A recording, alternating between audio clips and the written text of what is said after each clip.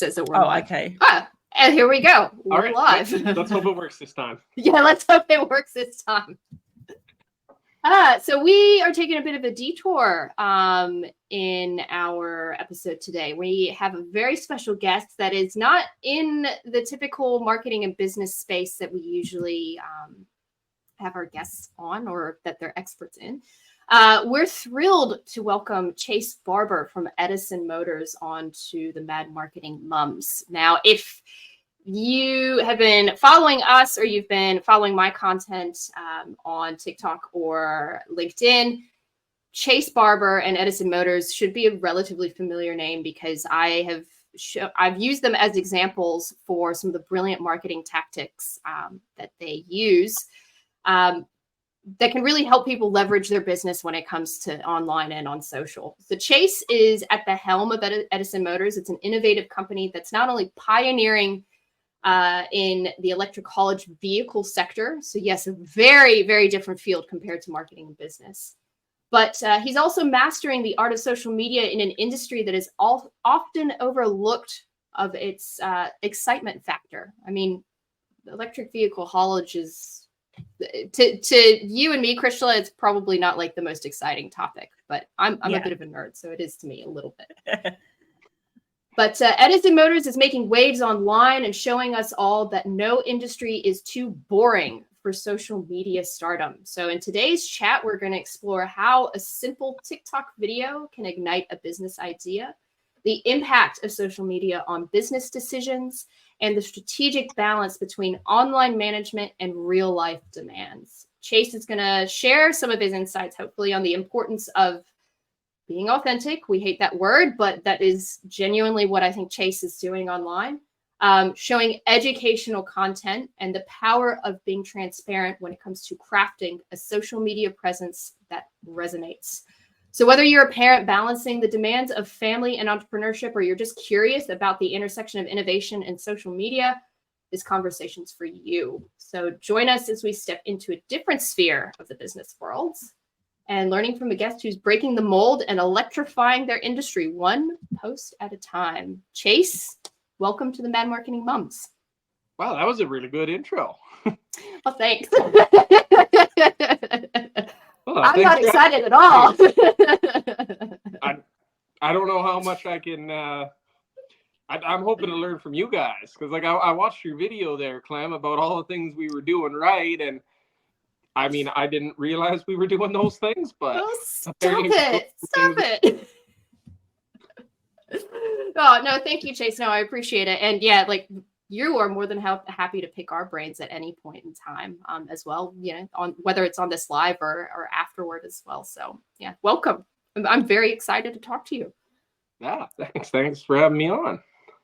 So Chace, this is super interesting to me. You actually started Edison Motors because of a TikTok video that you did. Can you tell us about that? Because that's not the normal route to starting a business. Would love to hear that story. No, so yeah, basically I was a logging truck driver. Me and my business partner Eric had a few logging trucks, few trucks, and we did the odd little project here and there for power systems and solar. And I had reserved a Tesla Semi about 6-7 years ago, and I did a video about electric trucks, and I'm like, look, electric would be great for our industry, but they're doing this wrong and they're doing this wrong. Like, we're truck drivers. I know what a truck needs, and like they're just not doing it right. And then a lot of people are like, yeah, you're right. So I just made a couple videos about like how I would do it, and someone's like, well, why don't you build your own truck? And I said, well, screw it, I will. And then I kind of announced Edison Motors on TikTok, and I'm like, here's the plan. I'll start my own electric truck company, and I'll call it Edison Motors because we're stealing Tesla's idea to build an electric truck. It kind of just took off from there. So did you pick the tagline because of the name Edison Motors, or did you pick it because you were waiting for so long for your truck from Tesla? Oh, because we were waiting so long for that truck from Tesla. Like, I put $25,000 down as a down payment. Like, it's been 5 years. I give you $25,000. And I'm like, I'm pretty sure I could build my own electric truck in less time, Elon. And I did. I built 2 trucks before Tesla's even been delivering now. So, well, I mean, I think that's a huge achievement in itself. I think it goes to show sometimes when you're a really big company, the cogs in the wheel move a little too slow for the rest of the world, for sure. And the fact that like we were able to leverage social media is why this has been so successful. Like, by all means and measures, Edison Motors should not have succeeded. It was 1,000,000 to 1 odds that a bunch of truck drivers up in Canada could build their own electric truck. But I said, screw it. I don't know if this is going to work or not, but I think I got a good shot and I'm going to go for it and try. And so many people reached out all over the place. There was people that were electrical engineering experts, mechanical engineering experts, heavy duty mechanics, truck parts experts, suspension experts, like over 130 people now have worked on the project and come to Edison Motors as part of this passion project. And it was just by saying, like, this is what I want to do. I'll follow along with the steps. I'll show everything we're doing as we're doing it. And we used a lot of social media it's kind of a sounding board to even bounce ideas off of. And we're like, hey, I think this is how it should be set up. And people would reach out and be like, well, if you consider this, and we're like, oh, that is a good point. Let me go back. And then we'd go back and say, okay, well, what do you guys think of this now? We made these kind of changes. And the community was actively involved with the growth of Edison every step of the way. And we've constantly gone back to our community for that advice going forward.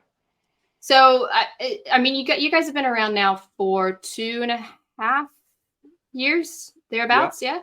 Yeah. So, social media had an influence on your first decision, and it obviously is ongoing that it does have influences on your business. But how much does it actually have on your business decisions? Are you going to your audience with every question that you guys can't figure out on the fly, or now we've built up a group of guys that have been intimate with Edison that we really have reached out through social media, and we built a core group that we mainly keep inside the core group until we really hit a wall, and then we kind of reach out a little bit. Or if there's a bit of internal debate, like there was over, hey, we're doing pickup trucks, or should we even do pickup trucks? And there's a debate on that. Like, it's got these similarities, these advantages, these disadvantages. And we reached out to the community and be like, hey, is this something we should do or not? And they said yes. And that was actually been very successful so far. Yeah, that's amazing. I really love how you've brought in that power of community, because it's something that we talk about a lot, especially as marketers, this idea of having your community and nurturing that community and taking their feedback and listening to that. And Clem shared the findings from the latest TikTok trends report that said, one of the things that's really working well on TikTok and probably on other social media channels is to actually bring in that community to get their ideas and feedback. This was more from a content marketing point of view. So to hear what people want to see content-wise, but you've actually taken it a step further and you're using it for product development, which is pretty cool. Your little tight-knit community there must be feeling pretty chuffed about that as well, to actually have their thoughts heard and to see then the end result of this tangible product.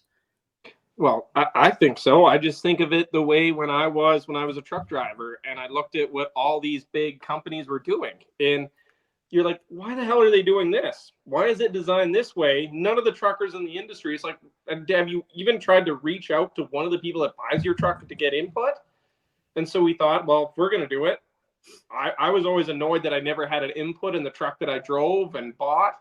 So I'm like, well, I'll just give that to my potential customers and give them an input, give it to the community that supports us and listen to what they say and then put that into our designs. Like for the entire design of the truck, it was largely designed by the community. And that's that's kind of what you were saying, I think on another podcast, was like Tesla and all of these electric vehicle companies are doing it wrong. They're using programmers that haven't actually been in a truck before to create all these parts and reinventing the wheel, versus using truck drivers and mechanics and such to build the vehicle. Because Is it right that is it Topsy that uses technology that's from the 1930s? Like it's been around and it works, so why not use it? That's right. That's exactly what it is. And like there's brake pots, and like this is a perfect example. The Type 3030 brake pot, that's the parking brake of the truck. It's a big spring that applies to the parking brake. Has been around since the 1950s, and it has not changed since the 1950s. Every truck, Peterbilt, Western Star, Mack, Freightliner, all use this same brake pot. Tesla, in their engineering wisdom, decided that they were going to rechange the yellow-red parking brake that every truck has, and then Tesla had to do a recall because their electric semi trucks, the parking brakes were failing and the trucks were rolling away with the parking brake side. Like, guys, why did you reinvent the wheel on that? It's been here since the 1950s. Just use the one that's there. Like, we don't need to reinvent the wheel. We're just making moderate changes, and we can use off-the-shelf parts, and like, which allowed us to get to product development a lot quicker because we didn't have to engineer all our own parts. We could go down to the local parts store and grab the parts off the shelf, put them in the truck, and we didn't like one part, we'd take that out, run it back to the store, return it, grab another part and see if that one worked. Like, yeah, and I can imagine for something like a brake, like that's a safety issue. You want people really familiar with that piece and how it works rather than introducing something new. Like save the new innovations for other parts that maybe, you know, aren't quite so safety specific.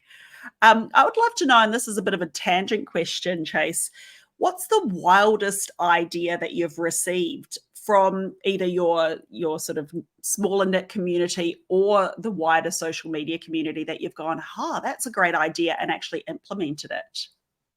I think one of the coolest ideas that came out was there was a problem with logging trucks. So it's got regen braking, which takes the power when you're slowing down, and it puts it in the batteries. But theoretically, because we have a generator, you could start down the hill with almost 100% batteries and overcharge your batteries. Oh, excuse me. So what freight trains do is they use a resistive load bank, a big heat bank to take up the extra power. Well, that's a $40,000 part, and it added like 400 pounds and put it was all liquid cooled, and that was overloading the liquid cooling. And we're like, hey, we need somewhere to send the power or the truck runs away with no brakes. That's not good. And then like talking, they're like, hey, why not use the Jake brake? Can we get a Jake brake on this truck? And I'm like, how would we get a Jake brake on a truck? Like, people are like, oh, electric truck sucks because I won't have my Jake noise. Like, I want to make that as I'm coming up to an intersection. I was going to say, explain what a Jake brake is, but yeah. Just slows the truck down. And then I realized, I'm like, well, I can apply a load through the motor and turn the generator into a motor and then put a load on the motor and then let the Jake brake fight the motor. And then I was like, the Jake brake can fight the electrical power from the motor. So rather than sending the power to a resistive load bank, we can send it into the engine brake on the engine. That saved me $50,000. Oh, sorry. And where did that idea come from? Was it just a comment off of TikTok, or it was the comments off of TikTok? The people in there saying, "Hey, we want an engine brake." So amazing. So one TikTok comment saved $50,000. That's amazing. Which kind of brings us to our next question, because we were going to ask about earning money from your social media accounts. I mean, if not earning, you're definitely saving money from those accounts.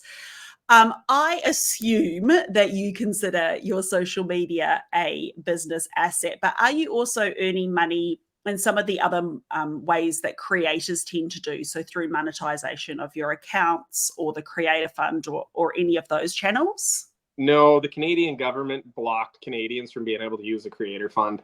Yeah, same really? here. Yeah, we're not allowed here in Australia.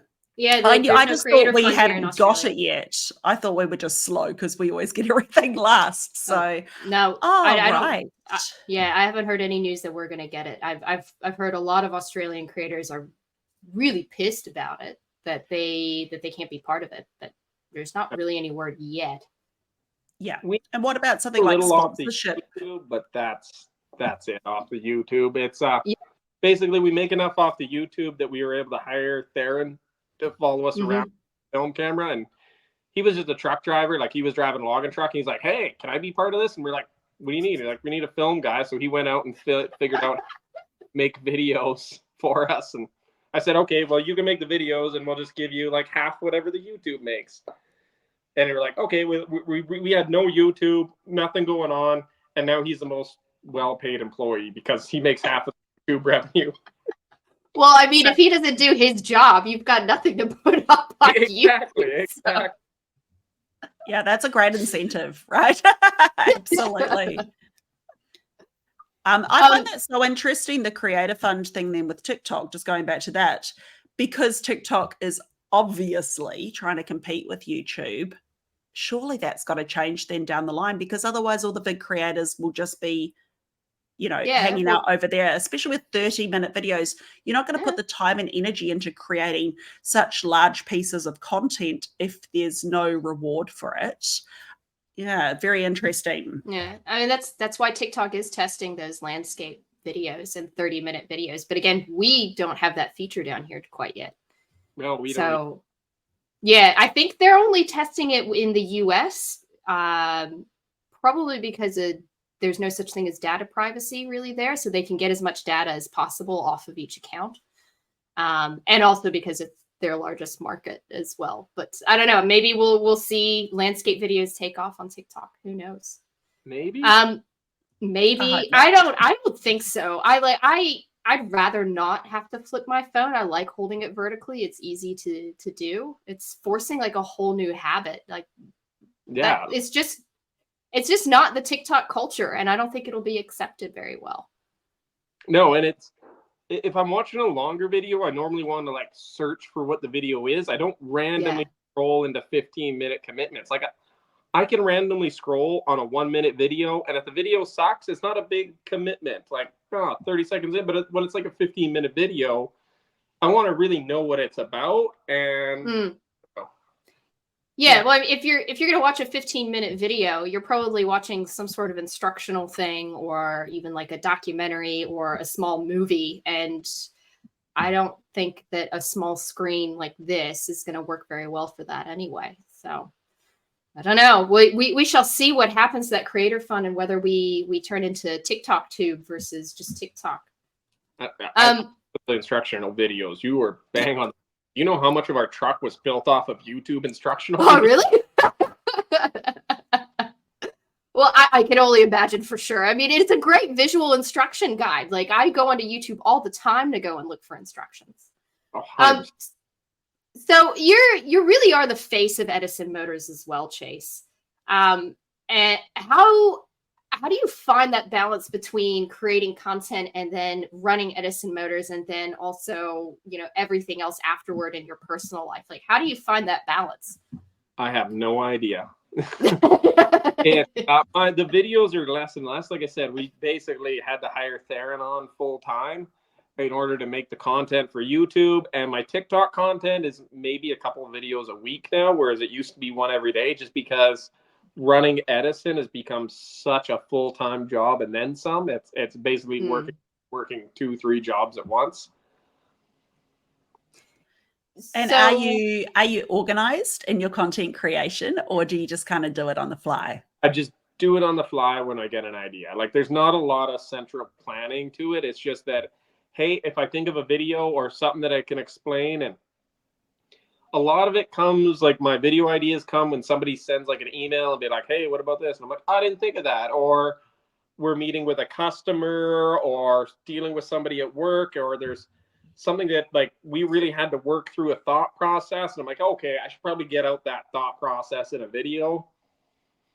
Yeah, that's such a good way to get content ideas as well. So either replying to people's comments on TikTok videos or on Instagram Reels, if you're over there, with then more video content, or like you say, if somebody's asked you a question, frequently asked questions, folks, and being able to just reply to that in video form gives you a great idea that that people want to hear because they're asking those questions. So yes, you're doing everything right from a marketing standpoint, even if you don't realize it, Chace. I'll be honest, it's quite funny. Like, I went to university for economics, and I was pretty well straight A's, except for marketing, which I barely passed with like a C minus. Like, my marketing, the worst. Like, that was my only thing that like really hit me hard in the GPA. I sucked at marketing, which is quite fun. To hear you guys be like, "Oh, Chase is doing some things right in marketing." I'm like, I've got a profession to say otherwise. Well, I mean, the marketing landscape's changed Yeah. so much, though, even in the last couple of years, and what's working, now is so different to what was working a few years ago. So you were just ahead of your time. You just didn't realize it. I guess. I just personally, I hated marketing. Like, I can't stand marketing or ads, or like, I've never done sponsored posts because I hate ads. And like, can't stand seeing them. They just drive me nuts. And I'm just like, okay, I'm not doing any ads for anybody else. And I just like, okay, well, I guess I'll just do things about Edison Motors, and that'll be my own little thing. And I'm not going to do any ads. I'm just going to making content that people want to see. Like, I'm not going to do any ads for Edison. I'm just going to say what's going on and let people follow along. And well, you've come to the right place. We both don't like ads that much either, because most of them suck anyway. Even on LinkedIn now, they're getting really bad. They're getting really obvious, when they used to be, like you could scroll through and you wouldn't realize they were looking at an ad. But yeah, nah, I like marketing. I hate ads. They're so intrusive here. Yeah. I really don't enjoy them at all. But yeah, again, we think that you're doing something right. And this leads into the next question, where we were talking about the Sprout Social Index. Now, Sprout Social is probably like the biggest social listening tool. What it does, it like, you can schedule your content, but you can also like see like sentiment within the social media space for given topics, right? So you can tell like if you've really hit a chord positively or negatively with your content. According to this index that they do every year, it says that consumers say they don't see enough of the following from brands on social: that they're authentic, that they're transparent, how their products are made and sourced, educational content, and testimonials, user-generated content, and such. Besides user-generated content, because I know that you guys don't do it. You guys don't do collaborations or anything, for, I think, a good reason from what I've heard. You do all of the other points. You're completely transparent with your business practices on social. You are genuine. I don't think you put a persona on, at least from what I've seen in these last 22 minutes that we've been speaking. You show how your products are made, and you're very educational on your socials. Did you start doing that from the very beginning? Have you changed at all, like what stuff you've been putting out on Edison, or has it been like this has been the same thing for the last 2.5 years on Edison Motors social? It's honestly, it's been the same thing for the last, almost 4 years now. Since I had personal TikTok before Edison, and the content for Edison was the same as my personal. It's just, when I had a personal, I was driving a logging truck and I talked about what I was doing while I was logging. And now that I'm running a business, I just talk about what I'm doing with the business.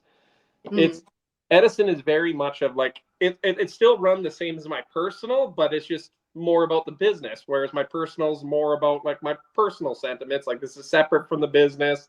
This is something about my personal life. This is a personal feeling. And Edison is same content, just about Edison.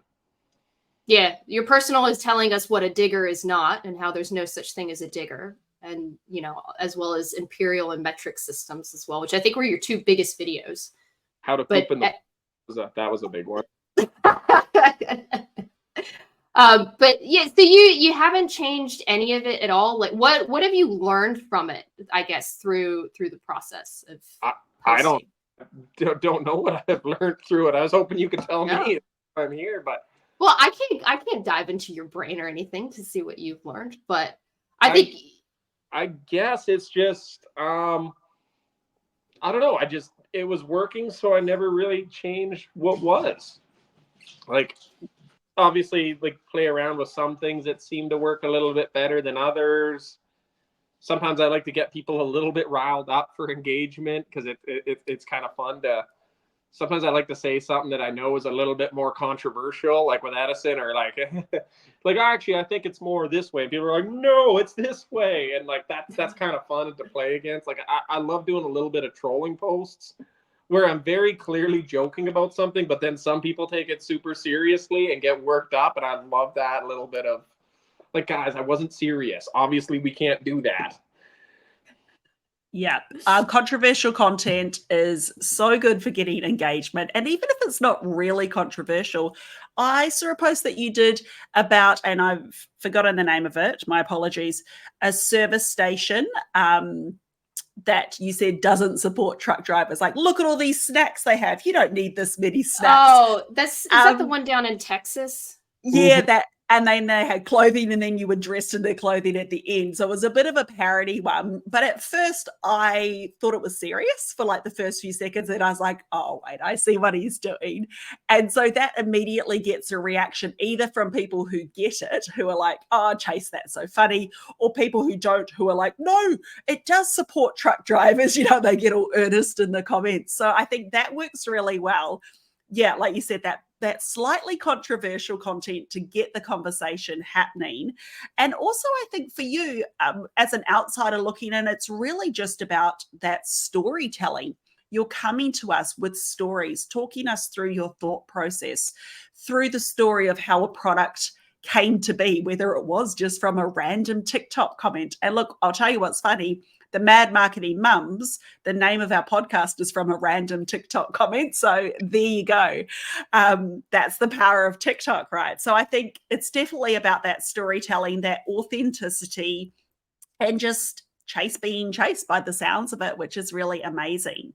I'd love to hear your thoughts. And I assume that on your own account at Edison Motors, you are following a bunch of other logging companies, manufacturing, like I'm going to say this in inverted commas, let me get controversial here now, boring companies. What are they doing wrong when it comes to their social media, in your opinion? Like boring companies as in boring social media? Well, or typically industries that aren't fun. So, you know, they're not known for being fun or exciting or entertaining. The ones that you would automatically assume they only are on LinkedIn. Okay. Those ones. There's some niche companies that just do like industry specific things like log grapples that like nobody that needs a specific attachment for an excavator would ever look at this company.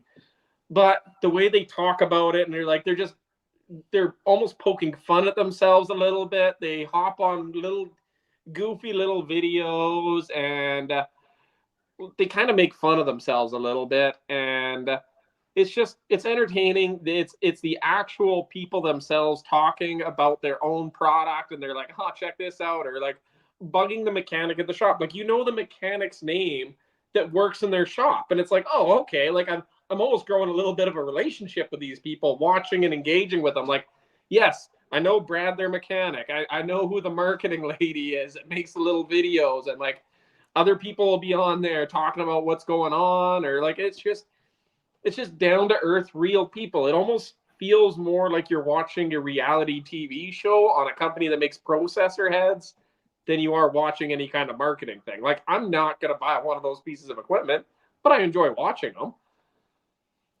Yeah. Do you think though that if you ever came to the point where you needed to buy one of those pieces of equipment, you'd immediately think of them though? Probably. I mean, we're talking about them right now, so yeah. So their marketing is working then. Yeah, and I've definitely gone to like the logging shows where I'm like, oh, I wonder if those guys are gonna be here. I wonder if Lynx is here. And like, oh yeah, there they are. And like, wonder if I'm gonna see the guy from the TikToks or the guy from the media at the thing. And of course, you end up recognizing one or two of them, and you're like, oh man, hey guys. Yeah. Like yeah, if I was interested, that's probably who I would call. Or you know what's another great one? Like, have you seen the guy that sells business jets? There's a guy that he just sells jets to really rich people. Not something like that. Really? Out of my price range, 100%. I have no business whatsoever. but the way he walks through his sales process and how he meets his customers, and he tells stories about when he first got into the industry, when he sold his first plane, some scary moments, some stories that came out of nowhere. Like, highly recommend the jet sales guy. I can't remember what his thing is, but it's, I guess jets aren't boring themselves, but like if you're just going into the technical specs of an airplane, I really wouldn't care. Yeah. But telling him like how he sold this jet to what he found out was drug dealers in Colombia, and they had him like hijacked on the plane, and he was scared. And you're like, I'm super invested in this guy selling a jet to drug dealers in Colombia. Like, this is a wild story. And like every time his video comes up, they're like relatively boring stuff, but he makes it so entertaining that it's done well, and that's great. And then I see other companies that have really exciting products that people love, and it's the exact opposite, and their social media boring as hell. What are they doing wrong? Like, well, let's look at like Jeep or even Ford, and you're like, what the hell are you guys doing? You're making commercials like it's 1990. I don't want to watch a soundtrack with a vehicle doing cool things. Tell me some cool stories. Like, I think the kicker is, though, the people that buy those trucks are never going to do those cool things. I mean, the whole aim of those ads is look at all the cool things that you could feel like you could do, but they're all the same. They are all the same. When are we going to see that ad? Yeah, when are we going to see that ad of the truck that is like the family pet or the family mule? Like, who does not give a name to their vehicle? No. I would 100%, if I was in charge of, like, say, Ford's marketing team, get rid of almost the whole marketing team, get rid of the high production they're spending millions and millions of dollars a month on marketing. Instead, I would give away like 3-4 vehicles a month, and I would just have a very personal thing, like how I do my TikTok as one of the marketing guys, and be like, hey, this is who we're going to go talk to this week. Bring the little film crew along, and then search out the people making content about my cars. And then I'd find somebody that made great content, be like, look, this is my granddad's pickup, or the older guy that's had his pickup truck for 20 years. He's always been a diehard Ford guy. And I go bring him a brand new pickup truck, because the cost of Ford's $40,000-$50,000. Brings him a brand new pickup truck and be like, hey, we want to thank you for making that video about our truck. We love that video. It took off. Here's a brand new pickup. Thanks for being part of the family. And then give that old farmer a chance to share his story. Give him the kid that's sorry, I got a bit of a cough. I'm getting over a cold. It's okay. But give somebody a story that when they do a video up themselves, they show off their car and how proud they are of that car. Find them, surprise them, and give them a brand new version of that Mustang. Find that person that's like, oh, like the Stanley, where the car burnt down, and Stanley came in there like, we're gonna buy you a new car. Somebody that's a little hard on, be like, this car is good. I've had it for 20 years. It's broken. Like, here's a new car. Thank you for being part of it. We'll share your story. Giving away 4 cars is probably going to cost Ford $200,000 plus probably $40,000 for the little budgeting team to go around and film it. And then people would make their own content trying to like promote their Ford to try and get Ford's attention. So your user base is all of a sudden really promoting Ford because they want to get noticed by Ford, because, hey, maybe I'll get featured in a video. Maybe I'll get to do a collab with Ford. And I think that would be much more engaging to the users than a random video of a truck doing stupid shit in the bush that no one's going to do. Yeah. Show some real and reward people for sharing their stories. Absolutely. Look, that's from the guy who claims that he's bad at marketing. Brilliant, Ford, if you're listening. There's your campaign. And actually, Chace, this reminds me of something that you were doing as well, your go-kart challenge for high school students. And what I really loved about this, and we'll get you to tell us a little bit about it, but one thing I really liked about it, and I saw a video where you said people were saying, oh, Chace, you're getting distracted. Why are you doing this? For you, it was about empowering high school kids and getting them interested in engineering and building something.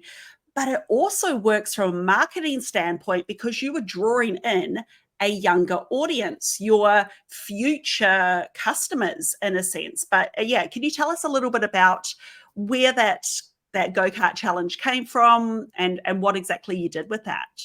Oh yeah. So the Logan Lake High School shop teacher helped us build our cab for our truck, and well, we used a little bit of student labor, and they said like, hey, can you guys teach this high school class like a little kit? We thought, okay, well, we got to order at least 10 of them because that's a minimum order quantity on those go-karts we did. So, okay, we can afford it with the YouTube leftover money. We can do 10 go-karts. So we ordered 10, and I said, hey, we got a couple high schools. If there's any other ones interested, you can sign up. And all of a sudden, within a week, we had like 100 high schools signed up. And oh, fuck. Oh, no. It's supposed to be a small thing. And now I got 100 schools. How do I pick 10? So I partnered up with some like local businesses and be like, hey guys, are you able to sponsor some of these? And we were able to afford to order 50 of them, and we dropped them off to a bunch of high schools, set the contest, because I just think I want to get kids interested in this stuff. There is almost nothing for the trades here. Like the hockey teams, the soccer teams, the football teams, the music, the bands, the science shows, like they all go off and do things. But I was a trades kid. I loved building things. I loved working on things when I was in high school, and there was no competitions for us. So it was just something that I'm like, well, I wish this was here when I was in high school. Like, how come I can't compete by building cool things and doing cool things in races or whatnot? So I thought, okay, well, I'll just start my own event. And it kind of just took off. Yeah, it's funny. It's funny that you say that about competitions and stuff, because I've noticed that here, even with trades culture, I guess, like in the States, it's you need to go to college, you need to do this, like you need to get a degree. Blue collar is almost like the bottom of the barrel. I felt like, at least, with my family and our culture. But here, a plumber is the highest paid profession in the country. I mean, mind you, they're knee deep in crap all day, but I think it's them, and then followed by carpenters. I think it's all trades that are the highest paid professions in the country. And I think for us, it's very much, if you go into blue collar, that's okay. And in high school, they almost encourage it when you go, like, if you're not really sure what to do, go to a trade school and figure out a skill that you can take with you anywhere. Yeah. So, yeah. And I think but we don't have any high school challenges, I think, that are mechanical. Besides, I think there's a solar powered car challenge, but it's only for university. Yeah, on the university side. So maybe you can get some Australian sponsors. I don't know.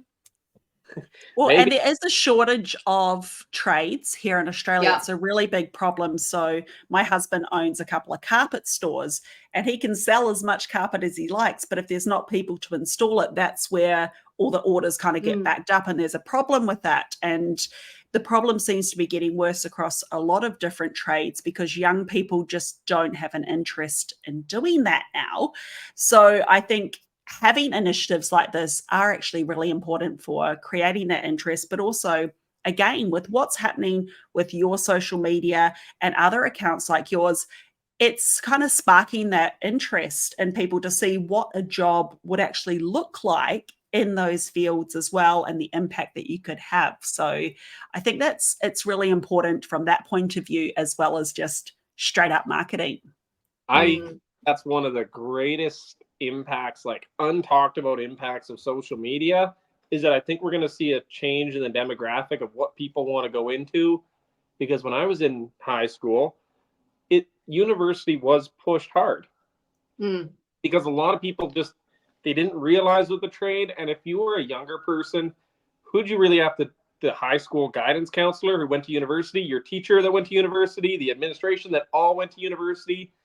And if your parents weren't in the trade, there was no one really like pushing you towards a trade. But now, like, you see it on social media where a lot of people that went to university, they're struggling. They have huge student loans. The job offers aren't there. And they're like, I'm in a city. It's hard to get by. I have student debt.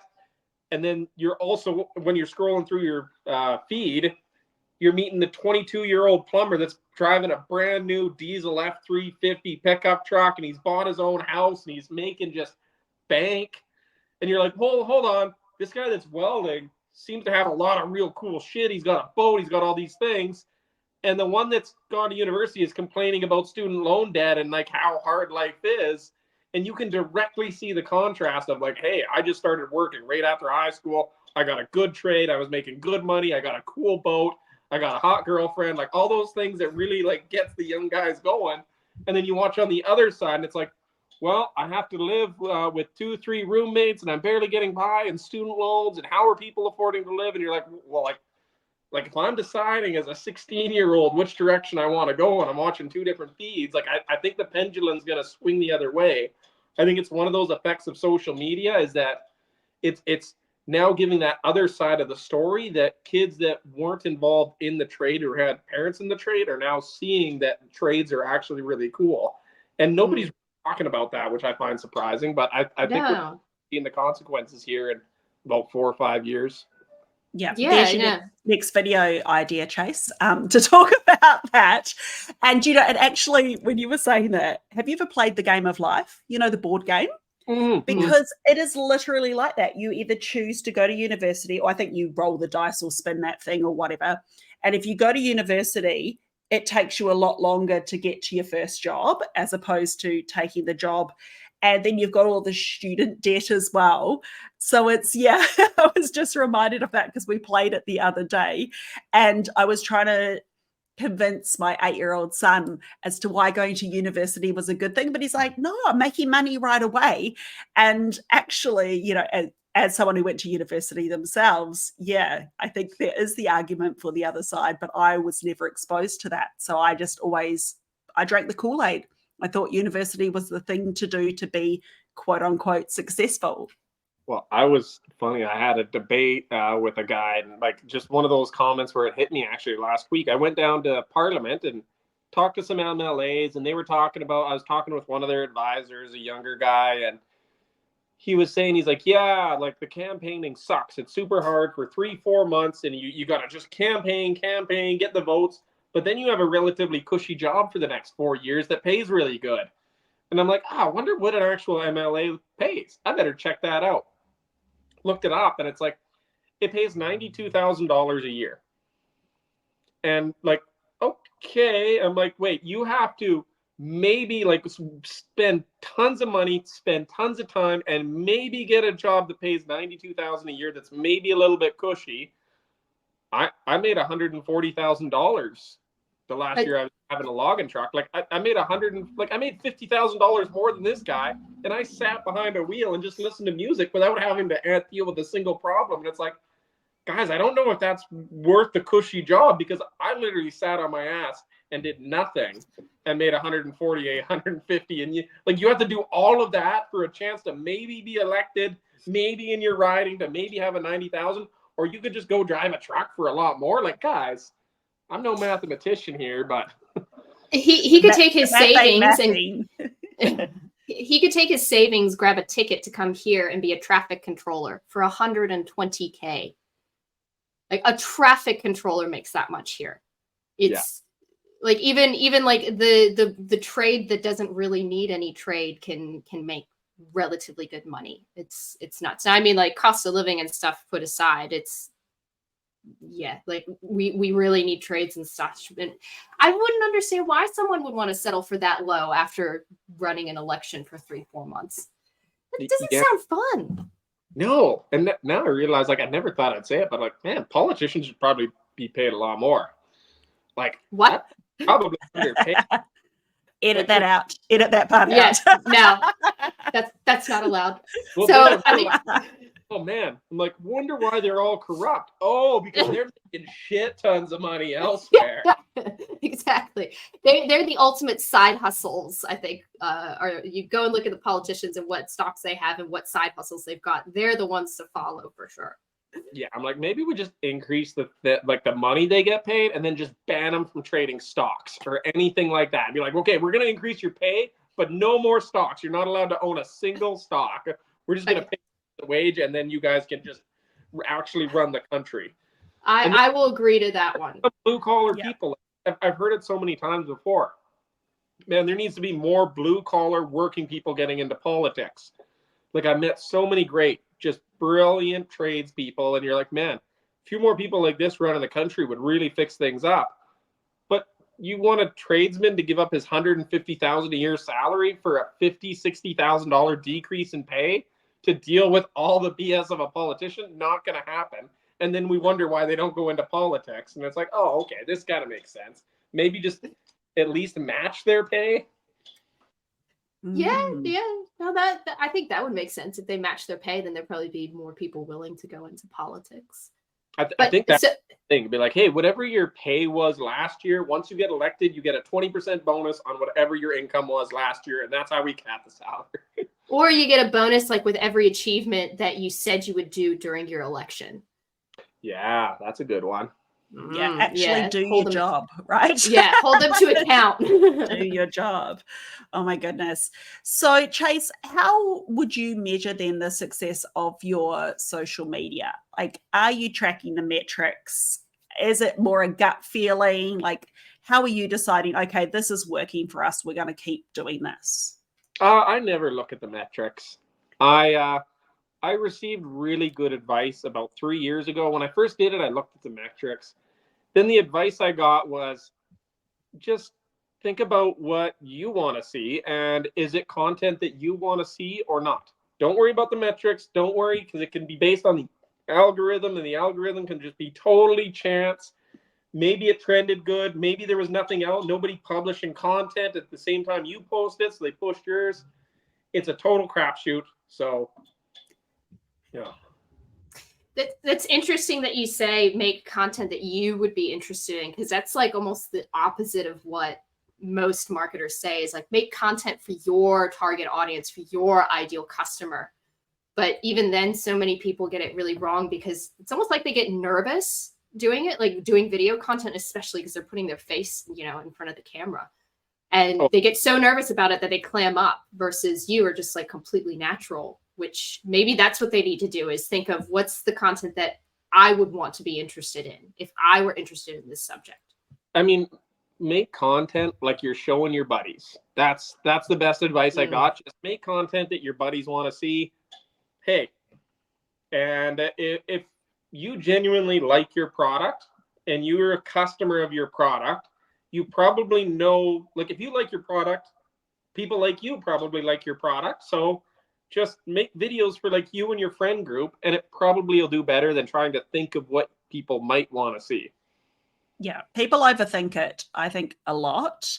Yeah, I like that advice, because, and that ties in again, you're just tying into the trends reports, where one of the trends that's becoming really popular, and I think this is because of influencer fatigue, but it's more that FaceTime style video. So like you're just on a call with your friend, like you said, talking to your buddies. What would you normally say? How would you explain something to them in a way that's just normal? You're not using all these fancy words or acronyms. You're just explaining it how it is, why you like something, what the benefits are, in that really natural conversational style. That's right. Just pretend like the people in the comments or the people you're talking to are your really good friends. That's it took me a long time to realize that. And you're like, yeah, they're just good buddies of yours that they're following and they're engaging because they like you. They're friends with you, and they call them friends on Facebook and TikTok for a reason. Is that, yeah, just treat them like that. They're asking questions because they're interested. Answer them like you're interested. That's all you need to do to make decent content. And like, there's no magic sauce where you can track the analytics, because it's all a crapshoot. Just there's no reinventing the break at this point. It's just use that psychology that we all have, and that DNA that we all have of being sociable. Just be yourself, really. That's right. And it took me a long time to do that. I'll be honest, when I first downloaded TikTok, I didn't make a video for like 6 months. I just watched things on it. And it took me another 6 months after that before I even spoke in a video. Like, it took a while before I was even able to like say anything. And the first time I did, it was just on a friend on TikTok, and he said something, and I like responded back to him with a video, and I'm like, that's all it was. And the video took off, it did well, and I just started talking to more people the same way. And yeah, but it is hard. Sorry, Chace. Once you did it, did you think, oh, that was actually easier than I thought? No, it was awful. It was testing myself a whole lot. And I'm like, what if I'm being an idiot? And like, what if people think I'm an idiot? And I'm like, oh, people probably Nobody cares. Fine. In the end, nobody really cared, and now you're here with a really amazing company that's doing some cool stuff and doing some cool TikToks. And speaking of Edison Motors, looking forward, how do you see social evolving for the business? Are you going to try some new platforms or new ways of doing videos or anything? No, I think I like that our videos are just us talking about what we're doing and sharing what we're doing. I don't think there's any reason to change it. And I've tried like a couple other, like Instagram isn't me. I don't like Instagram because it's a lot of just pictures. I don't have that relationship on Instagram with people. So it's not what I trend towards. I've got a guy out there and likes to put up the odd picture, but it's not good because our heart and soul really isn't in it. And you can see that because it doesn't have that interaction with the fans that I love having. Like it's not. People keep phoning me. I have to keep declining. Sorry. It's not that same level of interaction. So I'm not as interested in it. And because I'm not interested in it, the quality of the content tends to be poor. And you can see that via engagement and how the videos do and how they perform. And like, I don't blame anybody. We kind of suck at Instagram. It's not our strong part. Well, Christian would be the one to talk to you about Instagram if you ever wanted to up your Instagram game. But very cool. She's team Instagram. I'm team TikTok. So. Oh, look, I love TikTok as well. I'm actually team vertical video. I think that's the best type of content to be producing, which of course you can put on multiple channels. And you have to really these days. You can't just stay on one. But I think lean into your strengths and go with the channels that you like. You definitely can't stay with one channel, I think, but you don't have to do all of them. I think you can easily have a handful. And it sounds like that's what you're doing, Chace, with TikTok, YouTube. Where else are you active? Mainly TikTok and YouTube. Yeah. A little bit on Facebook, a little bit. I engage a little bit more, but that's mainly trolling people. That's not a lot more. Is like that's not a PG channel to say the least. Facebook is a cesspool. Oh, it is, and we like I love trolling like so much. On like we post a lot of the things like just we get some ignorant emails and. Some of our replies aren't the nicest to some of the people that are being ignorant, and then we'll just post them up on the Edison Facebook page and have a laugh. Probably not the best long-run strategy, but it's kind of fun, and it's almost like an outlet for the executive team of dealing with stupid questions, and like those people seem to like that. So you should put that on the about page. Yeah, put that on the Facebook about page, the description. Like this page is specifically designed as an outlet for the executive team's frustrations. Yeah, yes, and like we do ask a lot of questions. Like the other one is like Facebook is a lot more like, guys, what do you think of this? And we go to those comments for that. Man, that's a poor strategy now that I realize that. Now that I said that out loud, maybe we shouldn't be asking questions in our page that we also do all of this shit on. Okay, now that TikTok and YouTube. That sounds like a terrible idea, but yes, you've learned something from us.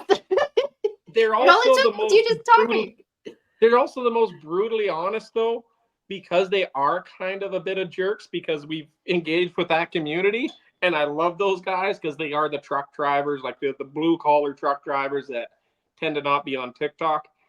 And they will straight up tell us when that looks ugly. And they're like, what? That looks ugly. No, fix that shit. And we're like, all right, back to the drawing board. The Facebook, we're brutally honest. Let's come back to this. And it's like, the TikTok is great, and it's a lot more positive messages on the TikTok, which means we get a lot of positive people into the comments, and that's fantastic. And it's a lot of like, oh my God, like our greatest group of guys in there.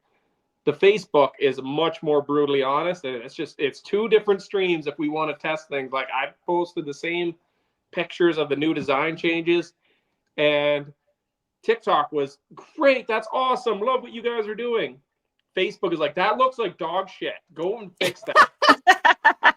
And I went back to the design team and I'm like, hey guys, I think they're right. This truck design's pretty ugly. What's off about it?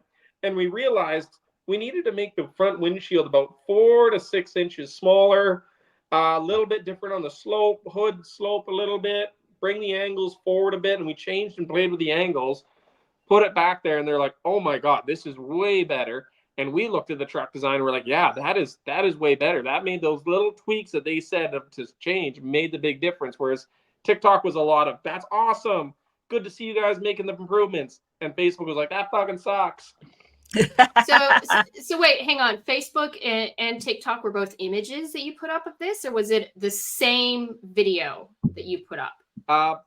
Both kind of. The Facebook was mainly just images. I don't do a lot of skills. Yeah. Stealing my accounts on Facebook. It's super annoying.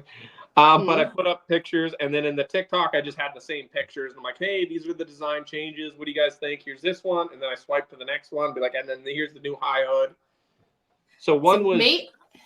Maybe also because on TikTok, you're only allowed like 150 characters for your comment. And someone could say that's shit, but they wouldn't be able to tell you why, like they did on Facebook. Yeah, and they can't reply with pictures. And that was a big one, is that people were posting picture replies and they were showing like with the lines of like, no, you need to change this. And look, I edited this picture and put some different lines and make these changes. And they were sharing it, and like it would get shared on Facebook, and you could see when some of our fans were sharing it and it would appear on our page, and then people in their comments would be like, what the fuck is that? Because they weren't our fans, but they were like other people in video things our fans shared. So it was just a different way. And that's what we find, is that each different little social media has a different way. Facebook, which is much more picture sharing and people sharing those pictures, and for feedback and that, it's been great. TikTok is times where I can make a video and explain with my words in a 1 to 3 minute video on why we're doing the things we're doing. So it's much more than just, here's the thing, look at it and give me feedback. It's much more of like, hey, look, these are what we're doing with the thing we're doing. Yeah. So I think then it sounds like you've got to really love those trolls just a little bit over on Facebook. Maybe get them a little bit more love, throw them a few crumbs, because they are actually really helping you out in the long term. Oh, no. Yeah. I mean, I've been a big proponent that I like to surround myself with people that don't like what I'm doing or people that disagree with me. Yeah. Most of the guys that work here and they disagree with a lot of things I say, which are fair, because a lot of the things I think are probably stupid. And then they're like, hey, Chace, that's dumb. Those are the people you want when you're running a business. Because I swear that the main job of running a business, now that we've had these 130 people working at it, my only real job is to listen to different opinions from different people, listen to why they have that opinion, why they think this, and then weigh the two decisions and the two ideas against each other, make a decision based on both rational facts, and then go forward. And social media is just another one of like, I don't know, both of these people make some good sense on why this or this. If I'm really stuck, I can put it out to the public and hopefully use the public as kind of helping me out with my job on what decision to go with. And that's like 90% of running a company like this. When you have this many people and this much progress, and you're kind of out on the area where like we're charting new territory, doing new things, inventing things that haven't been done before. There's so many unknowns that my job is basically deciding between option A and option B and listening to the experts in both. I wish more directors and CEOs would do what you're doing. I think there'd be a lot happier employees in certain companies and such if the CEOs and directors listened to everyone and then made a decision that way, versus having people around them that go, yes, that's great, all the time. I think it's just people need to put their egos aside. And I think that's the one advice for social media, is that you got to put your ego aside, and you got to be ready for people to tell you that, hey, that's stupid, because they'll tell you that's stupid. But if you listen to those people that are like, what are you thinking? That's really dumb. And you can not take that personally and be like, oh, okay, I guess I got to change this little thing. That's the best feedback you're going to get, whether it's designing a truck, whether it's doing marketing, listening to the people that say you're dumb and then making a change based on that sometimes is really, really helpful. And I think a lot of people, and especially in like small businesses that, that aren't using the social media, they put up a picture or they put something to a trending sound because they're a little bit afraid of somebody giving them negative feedback and saying that, why would you do that? Yeah. They just need to be open. And that's the big thing. Just be open, take the negative feedback, see what changes you can make, weigh it. Sometimes they're just assholes. Sometimes they got good advice, but then sit back as the CEO or whatever position you got and weigh that. Is it good advice, or is this person just a jerk? And then make a decision from there. Love that. Because, yeah, you do have to be a little bit brave to put yourself out there on social media and develop a bit of a thick skin. And yes, there will always just be assholes, but sometimes, you know, there's a gold nugget delivered with a side of arsehole. So if you can extract those, that's going to help you grow. It's going to help you improve and create that proper connection with your audience that will serve you in the long run. And it sounds like you're doing that over on Facebook, even though they're all going, that's crap, we don't like this. The fact that you're listening to them is the reason that they're sticking around and continuing to provide that feedback and not just unfollowing or ignoring your posts. So I think that's really powerful as well. Oh, and especially when you actively show them that, like, hey, once we showed that picture of that ugly truck, we changed it up, changed the design, and I went back like a week later and be like, hey guys, we listened to your suggestions. Here's what it looks like now. Those people that were naysayers, turns out they were following Edison because they really liked Edison. But once I was able to be like, hey, I listened to what you said, they went from being like, oh yeah, no, this company is great. They're willing to take that, my idea, listen to it and improve it. Now I really, really like the new design, and I'm going to start promoting this new design because I had a say in this design. People just want to be heard. That's it. That's all it is. That's all it is. All right, last question. Has Edison Motors ever faced a social media crisis, and how did you guys handle it? Social media crisis as in? Like you guys were nearly canceled or something. I mean, your Facebook page aside, like, has there ever been something so bad, like say on TikTok, that people just came after you? No, I haven't had anything like that, but I just live by the guideline of don't be a dick, and that seems to work pretty good. Just don't be a dick, and you normally are all right. Listen to the an asshole yourself, I guess. Listen to your inner asshole. Would they do this? No. Then don't put it on social. Like, I've definitely, like, we've walked the line enough that there has been times where I've looked back and been like, you know what? I wasn't happy with that post.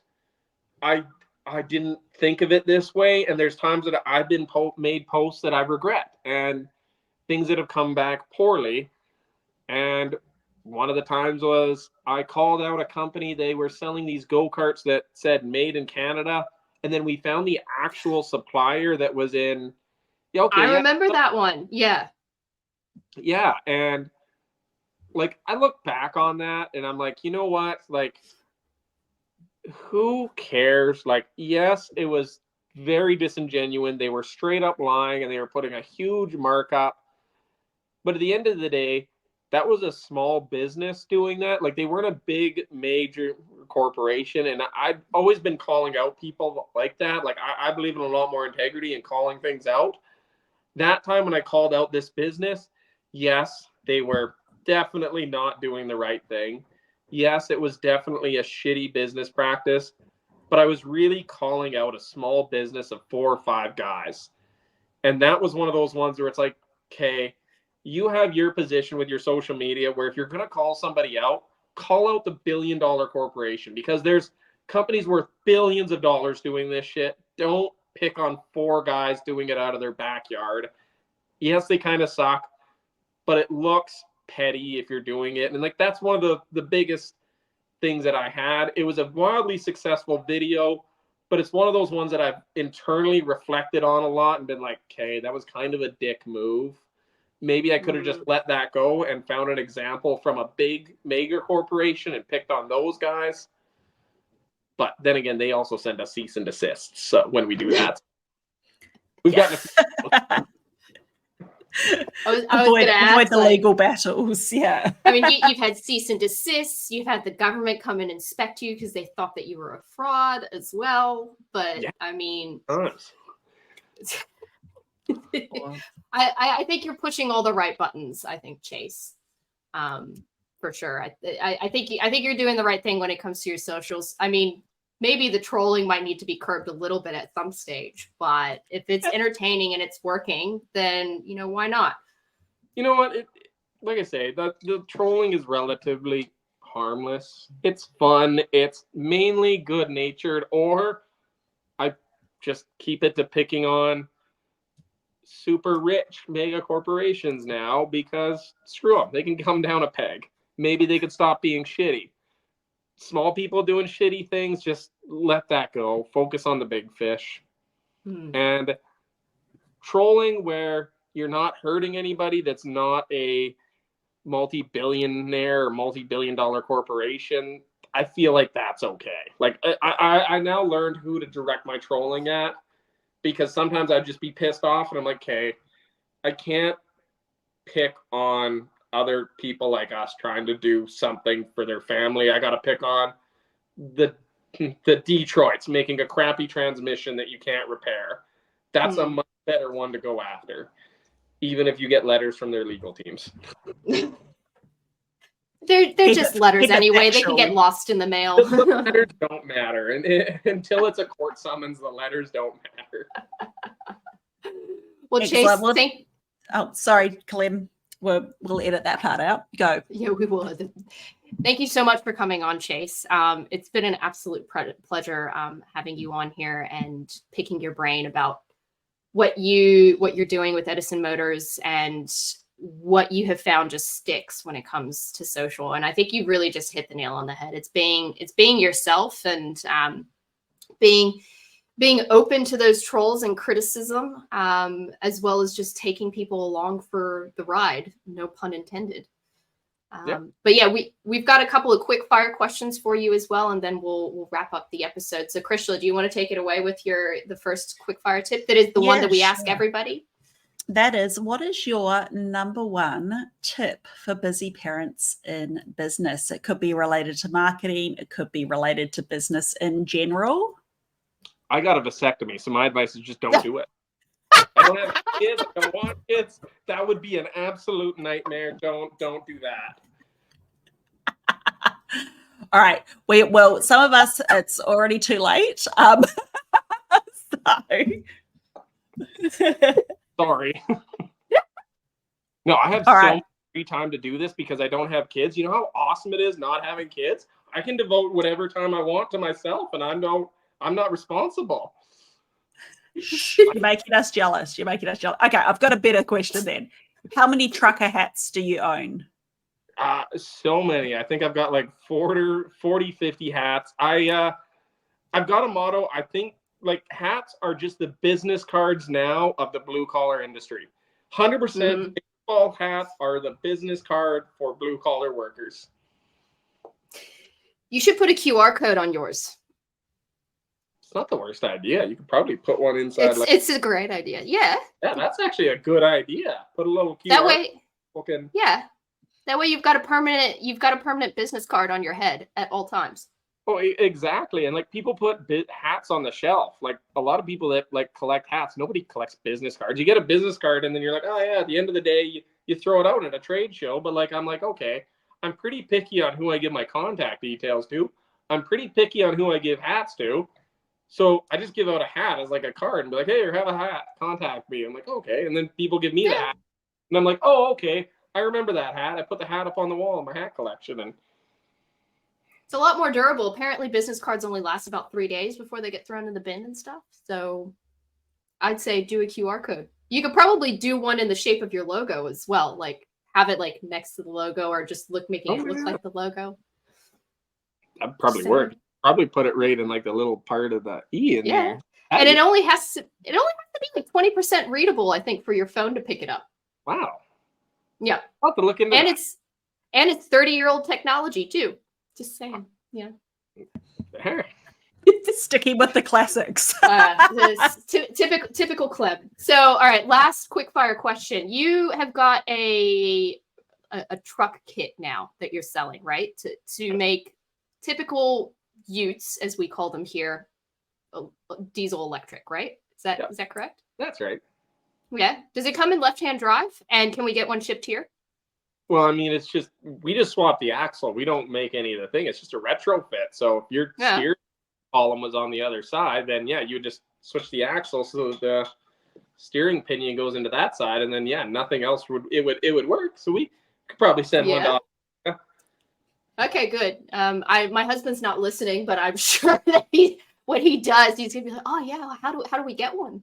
So I might have to get in touch, Chace. We'll work on getting down there sometime. Yeah. Well, you are more than welcome to come. I've got all of the machines that you could possibly play with on my property. So awesome. Yeah. Cool. All right. I think that wraps it up after a couple of thank you for spending so long. We're at just over an hour now, so thank you so much for your time and your insights, and really interesting, as Clem said at the start of the episode, something a little left of field, but just so many business and marketing lessons I think that we can take from this chat. Which is hilarious because I pretty well almost failed marketing. You're doing well. Thanks. Thanks again, Chace.